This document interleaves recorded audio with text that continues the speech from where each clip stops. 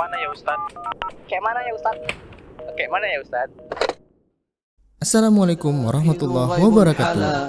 Apa kabarnya nih keluarga muslim? Semoga selalu diberikan kesehatan sekeluarga dan diberi kemudahan segala urusannya.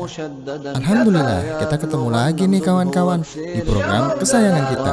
Masih di Kemyu. Kayak mana ya Ustadz? Nah, untuk episode kali ini kita sudah menerima pertanyaan melalui Instagram kita. Kira-kira netizen pada mau nanya apa ya sama Ustadz? Yaudah yuk kita langsung aja ke pertanyaan pertama. Tetap di Kemyu. Kayak mana ya Ustadz? Nah, pertanyaan pertama yang masuk ke Instagram kita kali ini adalah, bagaimana sih hukum bolos sekolah untuk menghadiri kajian ilmu? Jadi, menurut kawan-kawan, boleh atau enggak nih? Ayo, siapa nih yang sering bolos? Ya udah, langsung aja kita tanya ke Ustadz. Kayak mana ya Ustadz? Alhamdulillahirabbil alamin wa bihi nasta'in ala umuri dunya waddin wa asyhadu an la ilaha illallah rabbul alamin wa asyhadu anna Muhammadan abduhu asyraful anbiya'i wal mursalin wa salawatullahi wa salamuhu alaihi wa ala alihi wa ashabihi ajma'in wa man tabi'ahum bi ihsanin ila yaumiddin, amma ba'd. Para pemirsa rahimani wa rahimakumullah. Ada pertanyaan yang menarik di sini, yaitu pertanyaan seorang siswa, apakah boleh baginya ketika di jam pelajaran dia cabut keluar dari belajar di jam pelajaran atau di jam sekolah untuk menuntut ilmu, mendatangi kajian sunnah begitu. Baik, kita jawab. Waalaikumsalam warahmatullahi wabarakatuh. Perlu kita ketahui bahwasanya seorang siswa itu dia terikat dengan peraturan sekolah. Seorang pegawai dia terikat dengan peraturan tempat kerjanya. Atau apa saja yang dia terikat dengan satu perjanjian, kesepakatan dengan orang lain. Lalu dia meninggalkan hal tersebut, kesepakatan tersebut, dikarenakan satu kebaikan yang dianggapnya itu kebaikan dan bisa mendatangkan kebaikan. Maka ini jawaban secara umum. Ya, dan nanti akan terjawab juga pertanyaan yang khusus ini. Maka kita katakan bahwasanya Rasulullah Shallallahu Alaihi Wasallam bersabda dalam sebuah hadis yang diriwayatkan oleh Imam Abu Daud dan yang lainnya. Rasulullah Shallallahu Alaihi Wasallam bersabda, al muslimuna ala syurutihim. Orang-orang Islam itu berada di atas kesepakatan, syarat-syarat yang mereka berlakukan, yang mereka sepakati. Ini adalah pengkabaran dari Nabi Shallallahu Alaihi Wasallam yang di sana menunjukkan perintah untuk memenuhi kesepakatan yang telah dibuat selama kesepakatan tersebut tidak bertentangan dengan syariat, tidak bertentangan dengan ketetapan Allah dan Rasul-Nya. Menuntut ilmu betul adalah kewajiban, tapi waktunya adalah lapang. Waktunya lapang. Ini adalah sebuah ibadah yang muassa' waktuha, sebuah ibadah yang dia lapang waktunya, luas waktunya. Ketika berbenturan dengan sebuah kesepakatan, maka tidak boleh didahulukan sebuah ibadah yang lapang waktunya sementara ada keterikatan dengan kesepakatan. Tidak boleh seorang muslim dia melanggar kesepakatan yang telah dibuat. Dan ini bisa jadi masuk ke dalam pengkhianatan terhadap amanah. Bahkan amanah apabila dia seorang murid, siswa di sebuah sekolah atau seorang mahasiswa di sebuah perguruan tinggi, maka ketahuilah di sini ada pelanggaran amanah. Bahkan bisa jadi pelanggaran amanah kepada orang tuanya. Ketika orang tuanya yang membiayainya untuk pendidikan, untuk bisa hadir di setiap kegiatan belajar mengajar, namun dia berkhianat, meninggalkan kegiatan belajar mengajar tersebut. Sementara seorang mukmin itu dilarang dia untuk meniru orang yang buruk. Man tasyabbaha biqaumin fahuwa minhum. Siapa saja meniru satu kaum maka dia termasuk mereka. Hadis riwayat Abu Daud. Di antara tindakan buruk tersebut adalah sikap orang munafik yang suka mengkhianati amanah. Kata Nabi SAW, ayatul munafiqi salasun. Tanda orang munafik itu ada 3. Idza haddasa kadzaba, kalau dia berbicara dia dusta. Wa idza wa'ada akhlafa, kalau dia berjanji dia ingkar. Wa idza tumina khana, kalau dia diberi amanah dia berkhianat. Demikian. Oleh karenanya, jangan mengkhianati. Jangan khianati. Ya, silakan ya, ambil waktu untuk belajar yang lainnya. Di waktu yang lainnya. Ya. Insya Allah banyak kajian-kajian sunnah yang di luar waktu-waktu belajar di sekolah, demikian. Bahkan di waktu-waktu libur atau di malam hari, di sore hari masih ada waktu untuk bisa belajar, demikian. Ya. Bahkan tindakan cabut yang ini merupakan bentuk melanggar kesepakatan, ya, ini akan membuat buruk, ya, memunculkan sebuah image, sebuah tuduhan, sebuah anggapan buruk pada orang-orang yang belum mengenal dakwah salaf ini, dakwah sunnah ini, kajian sunnah dan kajian salaf ini.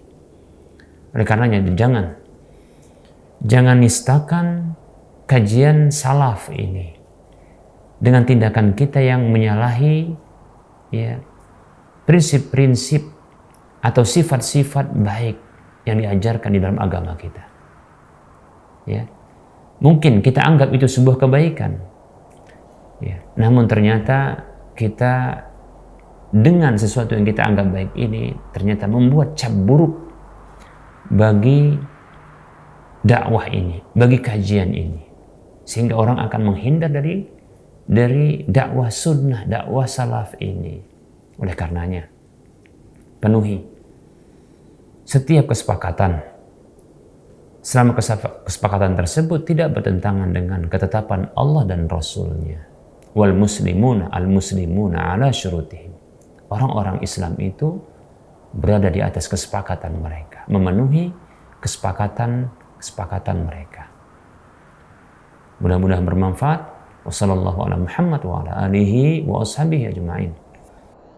Alhamdulillah, sudah pada paham kan kawan-kawan dari jawaban Ustadz tadi mengenai hukum bolos sekolah ke kajian ilmu. Jangan dicontoh ya kawan-kawan, dan belajar yang rajin ya. Kalau begitu, kita langsung saja nih ke pertanyaan berikutnya. Hanya di Kemyu. Kayak mana ya Ustadz? Pertanyaan netizen yang kedua kali ini adalah, bagaimana sikap kita yang sedang kuliah tapi ingin berbakti kepada orang tua? Masya Allah, kita harus selalu menyayangi dan berbakti kepada orang tua kita. Oke kawan-kawan, yuk kita langsung simak aja penjelasan dari Ustadz. Dan jangan lupa dicatat ya kawan-kawan. Kayak mana ya Ustadz? Bismillah, alhamdulillah, wassalatu wassalamu ala rasulillah wa ala alihi wa ashabihi wa man walah wa la hawla wa la quwata illa billah amma ba'd. Para pemirsa rahimani wa rahimakumullah, ada pertanyaan saudari kita, yaitu manakah yang lebih utama, mendahulukan bakti orang tua dengan pulang dari perantauan ketika kuliah atau melanjutkan kuliah? Baik, ini pertanyaan akan kita jawab. Waalaikumsalam warahmatullahi wabarakatuh. Kita tahu bahwasanya bakti kepada orang tua adalah amalan yang besar. Bahkan Allah Subhanahu wa taala menggandengkan antara hak Allah Subhanahu wa taala dengan hak orang tua. Hak Allah Subhanahu wa taala adalah ibadah, hak orang tua adalah bakti kepada keduanya. Allah Subhanahu wa taala berfirman, di antara dalilnya adalah Allah berfirman dalam surah Al-Isra ayat 23. A'udzu billahi minasyaitonir rajim. Wa qada rabbuka alla ta'budu illa iyyahu wa bil walidaini ihsana. Rabbmu yaitu Allah Subhanahu wa taala telah menetapkan, mewajibkan agar kalian jangan beribadah melainkan hanya kepadanya dan berbuat baiklah kepada kedua orang tua. Surah Al-Isra ayat 23. Demikian pula Nabi SAW pernah ditanya tentang amalan yang paling dicintai oleh Allah Subhanahu wa taala. Ayyul a'mali ahabbu ilallahi? Amalan apakah yang paling dicinta oleh Allah Subhanahu wa taala? Maka Rasulullah mengatakan as-salatu ala waqtiha. Salat tepat pada waktunya. Summa kemudian ditanyakan lagi, kemudian apa? Lalu beliau sallallahu alaihi wasallam menjawab birrul walidain, yaitu berbakti kepada kedua orang tua. Kemudian beliau ditanya lagi, summa kemudian apa? Maka Rasul mengatakan summal jihad fi sabilillah. Kemudian jihad fi sabilillah. Ini hadis dikeluarkan oleh Imam Bukhari dan Muslim. Nah, ini dalil yang menunjukkan bahwasanya bakti kepada kedua orang tua merupakan kewajiban. Kewajiban, demikian pula amal yang utama. Permasalahannya adalah apakah bakti kepada kedua orang tua haruskah berdekatan dengannya? Apakah terputus ketika jauh darinya? Baik, para muslim dan muslimat rahimani warahmatullah, ini sebuah hal yang keliru, bahwasanya bakti itu tidaklah terbatas dengan waktu dan tempat. Tidaklah dia terputus dengan waktu dan tempat.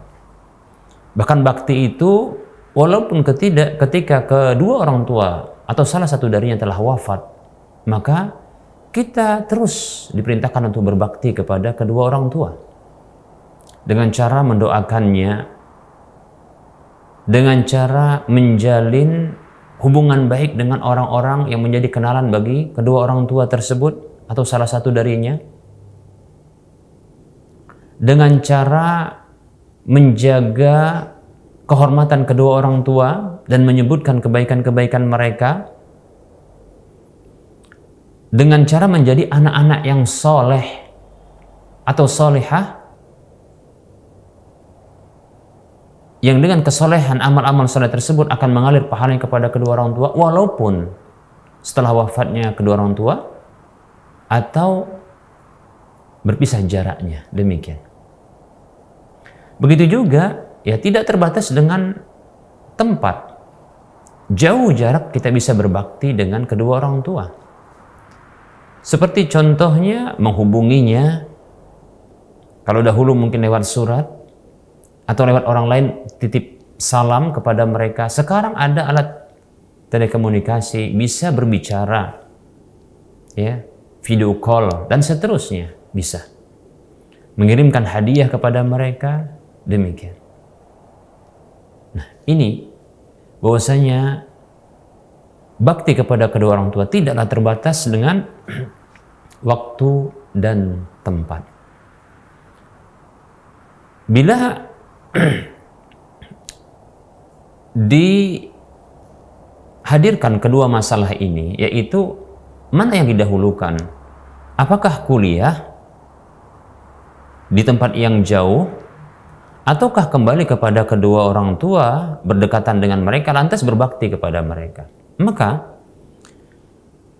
dikarenakan ada peluang yang sama untuk bisa berbakti, walaupun dengan porsi yang berbeda tentunya, tapi ada peluang yang sama untuk bisa berbakti, ya, maka tinggal ditanyakan kepada mereka apa yang mereka inginkan, ya, mana yang lebih mereka sukai, mana yang lebih mereka ridhoi. Apakah kita bagi seorang wanita contohnya melanjutkan kuliah itu lebih disenangi oleh orang tua, atau menyelesaikan kuliah, belajar itu lebih disenangi oleh orang tua, ataukah di rumah?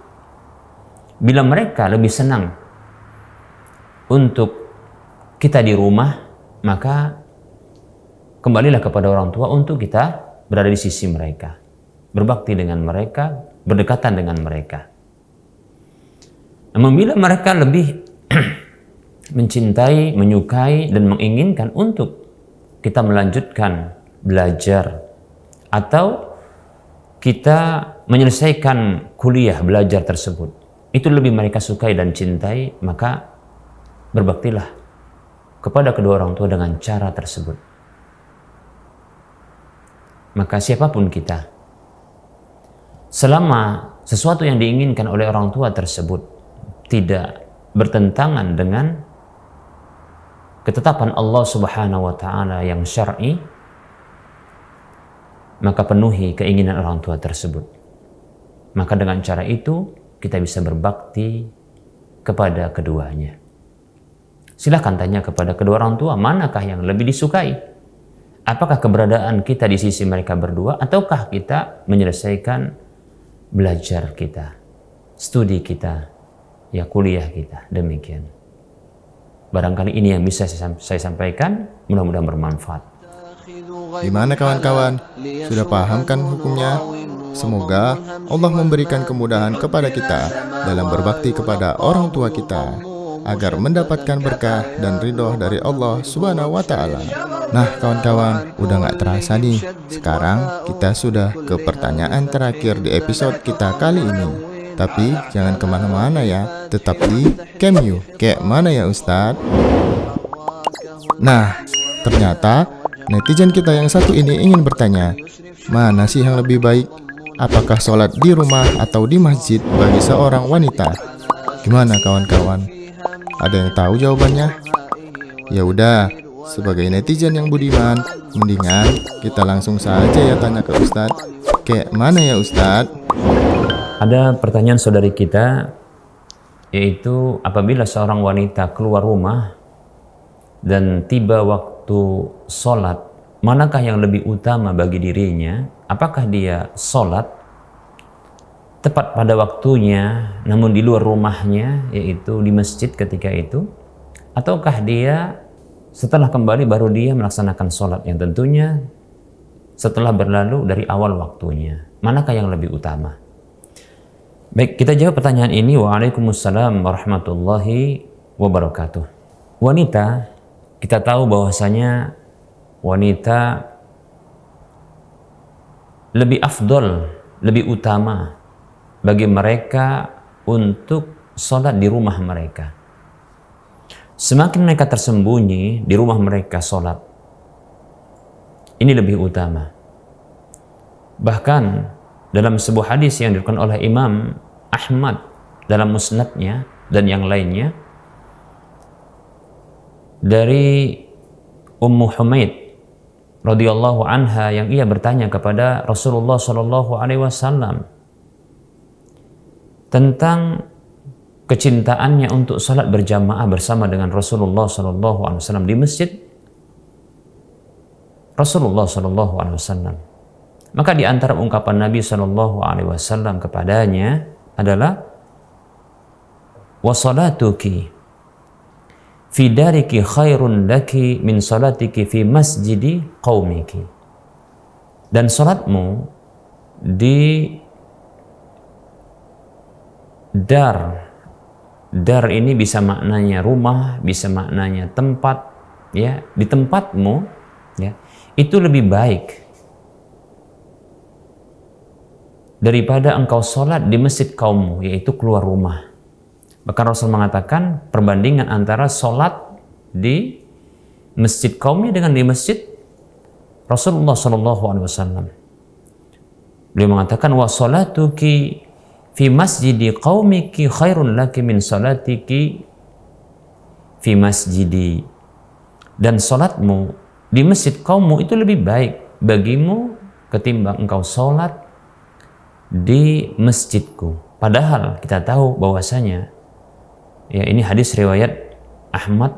Dalam hadis yang lain disebutkan bahwasanya sholat di masjid Rasulullah SAW itu lebih baik dengan takaran 1000 kali, ya, sholat di masjid selain Masjid Rasulullah SAW kecuali Masjidil Haram, karena nilainya 100.000 kali. Hadisnya sahih. Demikian. Ini menunjukkan bahwasanya semakin tersembunyi seorang wanita itu ketika sholat, maka ini semakin utama. Seperti itu. Baik. Namun kita dapati juga bahwasanya wanita, demikian pula pria, dimotivasi untuk sholat di awal waktunya. Rasulullah SAW ditanya tentang sholat yang paling afdol. Amal yang paling afdal. Ayul a'mali ahabbu ilallahi, amal manakah yang paling dicintai oleh Allah Subhanahu wa taala? Kata Rasulullah, as-salatu ala waqtiha, salat tepat pada waktunya. Demikian hadis riwayat Bukhari, Muslim dan yang lainnya. Baik, terjadi seolah-olah benturan. Permasalahannya adalah kondisi wanita ini telah keluar rumah. Dia sudah keluar rumah. Yang tentunya kondisi ini kondisi yang mendesaknya untuk keluar, ada kondisi yang menuntutnya untuk keluar, sebuah kebutuhan, sehingga dia harus keluar rumah. Maka tentunya karena sudah terlanjur keluar, maka sebaiknya dia mengambil keafdolan yang lain, yaitu apa? Sholat tepat waktunya. Ya. Berbeda halnya bila dia belum keluar rumah.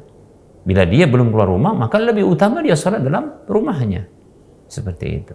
Namun ketika dia sudah keluar rumah, ya, karena sebuah kebutuhan yang mendorongnya untuk keluar, maka ketika itu dianjurkan bagi dia untuk melakukan sholat tepat pada waktunya. Lebih-lebih mungkin dia tidak memiliki kesempatan berikutnya setelah mungkin dia menangguhkan atau menunda untuk sholat tepat pada waktunya ketika dia keluar rumah. Lalu dia berkeinginan untuk contohnya nanti dia sholat ketika pulang di rumah. Ketika dia pulang dan sampai di rumah. Padahal belum tentu dia bisa ya sholat di rumahnya ketika dia pulang, sementara waktu tersebut waktu yang luang bagi dirinya untuk melakukan sholat. Bisa jadi telah berakhir waktunya karena kondisi contohnya macet di jalanan atau ada insiden di jalan, seperti contohnya ya ada penghalang untuk dia bisa segera pulang ke rumah. Apakah mungkin ban ya kendaraannya itu bocor dan seterusnya, bisa jadi. Oleh karenanya segerakan, karena terlanjur sudah keluar dari rumah, maka lakukan ya sholat tepat pada waktunya, bahkan itu bisa berjamaah. Demikian ya. Berbeda halnya kalau seandainya wanita tersebut itu masih dalam rumahnya, maka lebih utama bagi dirinya untuk melakukan sholat di rumahnya. Demikian, ini jawaban untuk pertanyaan saudari kita, mudah-mudahan bermanfaat.